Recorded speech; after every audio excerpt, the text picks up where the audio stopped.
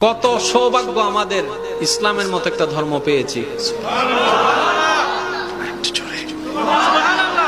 ভাগ্য আমাদের কত ভালো, ইমামুল আম্বিয়া নবী রাহমাতুল লিল আলামিনের মতো একজন নবী পেয়েছি।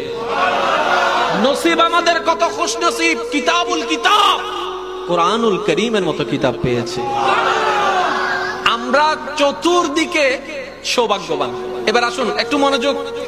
কিছুদিন আগে আমরা শুনেছি, দেখেছি মিডিয়ার মাধ্যমে, সুইডেনের মতো একটি জায়গায় অনুমতি সাপেক্ষে ইসলাম ধর্মের ধর্মীয় গ্রন্থ কোরআনকে পোড়ানো হয়েছে।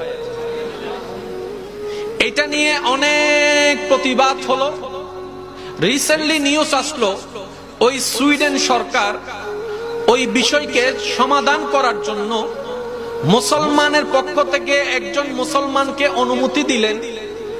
ওরা আপনাদের ধর্মীয় গ্রন্থ কোরআনকে আগুন দিয়ে পুড়িয়েছে, এটাই আপনাদের ক্ষোভ, এটাই আপনাদের দুঃখ, এটাই আপনাদের জ্বালা। ঠিক আছে, আমরা সুইডেন সরকার আপনাদেরকে একটু সুযোগ দিলাম, আপনাদের